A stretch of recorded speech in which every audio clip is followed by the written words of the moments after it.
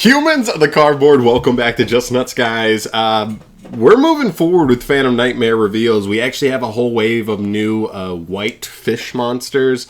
Kind of a weird thing. I definitely didn't expect this, but it seems like Konami is really set on doing like pretty steady fish support. We just get it way more regularly than I would have thought over the last couple of years. I'm not sure it's going to be enough to actually make like sharks or something like legitimately competitive, but you know, they're slowly building towards something, it really seems. So we'll see what it ends up being. But yeah, let's just get into it. There's a handful of like decent white monsters, especially the white aura fish in the extra deck. There's a couple of pretty decent ones there. So I'm assuming these will help facilitate those.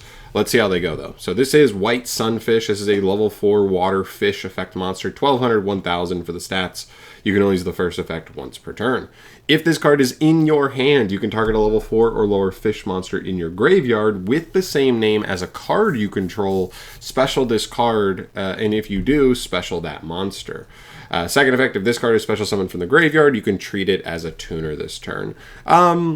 Not great. I mean, like, I guess this will probably work in with some of the other cards here, but, like, I don't love that you have to not only have a fish engrave, and if it's just a fish engrave, this literally doesn't work because it has to be a fish engrave and a fish with the exact same name on the field.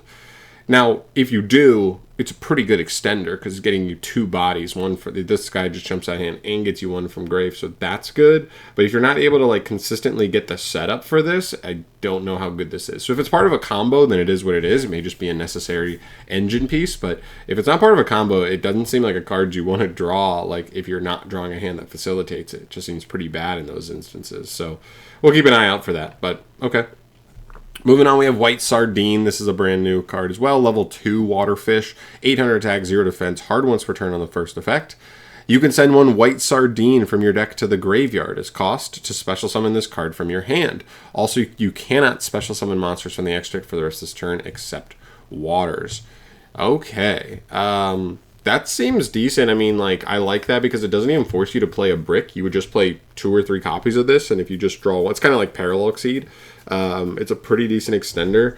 Now, it only gets you 1 body on the field, but it does get you an extra fish engrave, which probably is going to come up here. I mean, this card, if you open both these together, this is actually pretty dang strong because you're getting this guy, send an extra level 2, then you can use White Sunfish, whatever. The guy you reborn is going to be a tuner. Oh, by the way, the second effect of this card, special summon for the Graves, treat as a tuner. That's all the white monsters have that same effect. So then you'd be able to make a Synchro 6, but it would have to be water. You are locked into waters. And then you could make another Synchro 8 on top of that because you have another level 2.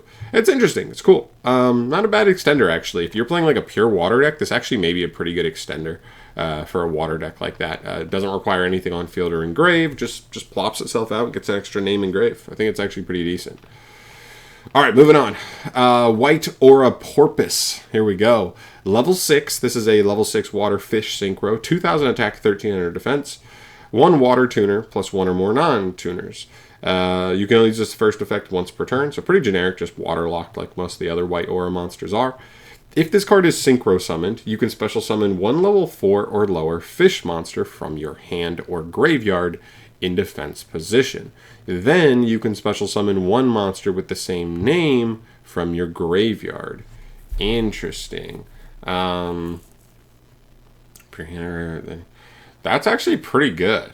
For sure, because like using these guys, if you used like White Sardine and got 2 of them engrave, or used 1 on field to make him, he would reborn 1, then he'd reborn the second one, and you would just have, you know, 3 materials on field. It's actually pretty good.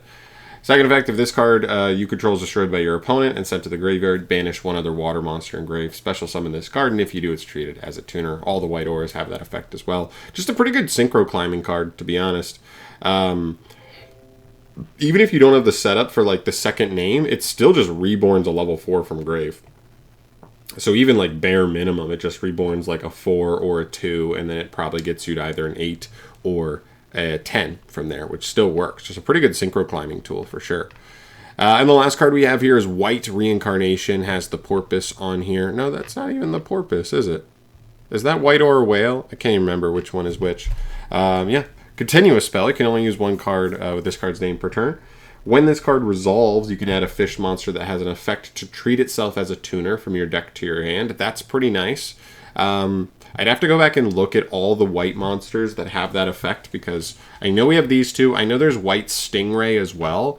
That one's not that good, though. It's like another hand extender. It like pitches any other water monster in hand to summon itself, I think. It's just a mediocre extender, not great.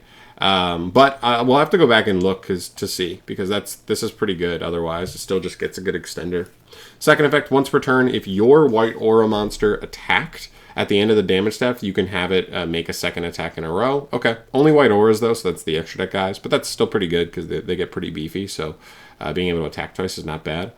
And then third effect, once per turn, if a level 8 or higher fish synchro is special summoned from your graveyard, even during the damage step, you can destroy all monsters your opponent controls.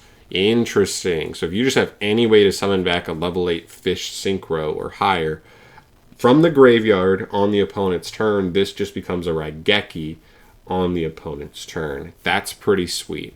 I think this is probably the best of the three, but of course this card gets made, or the best of the four cards, but this card gets made better by these guys. I think Sardine's the best extender here. Mambo I'm not super impressed with, but I do think Sardine seems pretty good. I can actually see this coming up as like a generic extender in water decks, whether it's Atlantean Mermail at some point, or maybe even something like Marine Cess, where they just like good water extenders are nice for them. It won't be a Marine Cess name, so it can't make like the Link 1s, but pretty much everything other than the Link 1s just takes water monsters generically, so this card's actually a pretty good extender in those instances. But we'll see. I think they're cool. I think, like I said at the beginning, it does feel like Konami's sort of funneling all this fish support or water support towards something at some point. Maybe it'll culminate in like an Atlantean structure deck next year or something. Maybe it'll culminate in more, Mermail support at some point. I don't know. But I'm very curious to see where they go. I mean, we've got some good shark cards. We have some good white cards. We have Atlanteans. We have Mermails. We have the deep seas. There's really like a lot going on for like a generic water pile deck. It doesn't feel like it's all the way there, and like Hulk was a big hit to them, but they still have some good cards here and there that they can take advantage of. We'll just have to see if there's ever going to be like a concrete way to tie them all together. But really cool. So yeah, that's it for me today, guys. Thank you so much for watching. As always, let me know your thoughts down below on these cards. If there's any specific synergy with stuff that already exists that I'm just not privy to at this moment in time. I mean, this is my first time reading through the cards, so let me know if there's anything super spicy there. I'd love to hear your thoughts on that. But I'm out of here for today. Thank you so much for watching. As always, stay tuned, because it seems like Konami's kind of popping off with the core set here with Phantom Nightmare. I'm very excited about the Magispectors.